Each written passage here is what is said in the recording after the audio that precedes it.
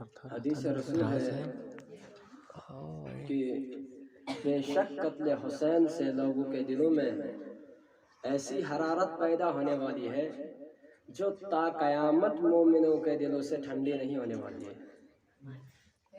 عزیزان گرامی، یہ وہ رسول ارشاد فرماتے ہیں کہ جن کے لیے قرآن میں فرمایا گیا ہے وَمَا أَرْسَلْنَاكَ إِلَّا رَحْمَةً لِلْعَالَمِينَ، اے رسول ہم نے آپ کو دنیا میں بھیجا نہیں ہے سوائے اس کے کہ رحمت کے۔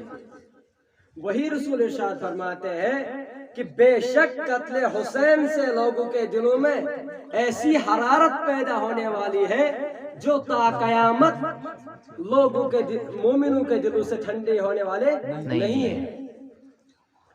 اور عزیزان گرامی، کربلا تاریخ بشریت میں عجیب واقعہ ہے جو 1400 سال پہلے تھا، اور آج بھی اس زمانے میں بھی وہ اسی طرح لگ رہا ہے کہ یہ واقعہ کربلا آج ہی ہوئی ہے۔ کیونکہ جب بھی ہم ماتم کرتے ہیں تو لگتا ہے واقعہ کربلا آج ہی ہوئی ہے، اور آدھے لوگ ایسے بھی ہوتے ہیں کہ مولا حسین کا نام سنتے ہی ان کی آنکھیں آنسوں سے بھر جاتی ہیں۔ اور یہ مجالس ہم اس لیے برپا کرتے ہیں کیونکہ ان سے ہم یا تو درس حاصل کرتے ہیں، اور دوسری چیز گریہ و زاری، گریہ بھی کرتے ہیں اور ماتم بھی کرتے ہیں۔ ایک واقعہ میں ملتا ہے کہ الحاج ملا حسن یزدی جو کہ نجف اشرف کے رہنے والے تھے، وہ محمد علی یزدی سے نقل کرتے ہیں کہ ان کے ہمسایہ کا انتقال ہو گیا۔ انتقال ہونے کے بعد لگ بھگ 1 ماہ گزری ہے، وہ ان کے خواب میں آ جاتے ہیں تو یہ ان سے سوال کرتے ہیں کہ تم اتنے خوش کیوں ہو؟ تو وہ جواب دیتے ہیں کہ کل رات اشرف حداد کی زوجہ فوت ہوئی ہے اور وہ اسی قبرستان میں دفن ہوئے ہیں، اور ان کی زیارت سید الشہداء خود کرنے آیا۔ جتنے بھی اس قبرستان میں موجود ہیں ان سب سے عذاب ہٹایا گیا۔ جب یہ خواب سے بیدار ہو جاتے ہیں تو بڑی پریشانی کی حالت میں رہتے ہیں۔ جیسے ہی کل صبح ہو جاتی ہے تو یہ معلوم کرتے ہیں کہ یہ استاد اشرف حداد کون تھے۔ جیسے ہی معلوم کرتے ہیں تو ان کے گھر جاتے ہیں اور ان سے کہتے ہیں کہ کیا تمہاری کوئی بیوی تھی؟ وہ کہتے ہیں ہاں، لیکن ان کا انتقال ہو گیا ہے۔ پھر سے یہ سوال کرتے ہیں کیا وہ سید الشہداء کی زیارت کو گئے تھے؟ تو کہتے ہیں نہیں، وہ نہیں گئے تھے۔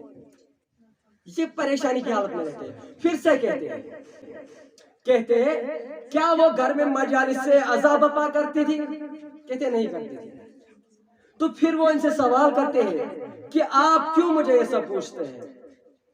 تو وہ جواب دیتے، وہ یہ پورا خواب سناتے ہیں جو انہیں خواب میں دیکھا تھا وہ سناتے ہیں۔ تو وہ کہتے ہیں کہ یہ عورت مرنے سے پہلے آخری دنوں میں باقاعدہ طور سے اپنی زیارت عاشورہ پڑھا کرتی تھی، تو اگر ہم بھی اس کو باقاعدہ طور سے اپنائیں اور تہہ دل سے اس کو پڑھیں تو آپ خود ہی اندازہ کریے کہ ہمارا مرتبہ کیا ہو سکتا ہے۔ اور ایک واقعہ یہ بھی ہے کہ الحاج ملا حسن یزدی، ان کے آنکھوں میں درد ہوا کرتا تھا۔ یزدی نے آگے گرو جردی، یہ جرد کے شہر میں رہا کرتے تھے۔ تو اب جب محرم آ گئی، اب عاشور بھی آ گئی، تو عاشور کے دن اس نے ایک بچے کے ماتھے سے تھوڑی سی خاک کو اٹھایا اور اس سے سرما بنایا۔ سرما بنانے کے بعد اس نے اپنی آنکھوں میں ڈالا۔ جیسے ہی اس نے آنکھوں میں ڈالا ہے تو یہ کہتے ہیں کہ جو میری بینائی کمزور ہو گئی تھی اور میری آنکھوں میں جو درد ہوا کرتا تھا وہ سب دور ہو گیا۔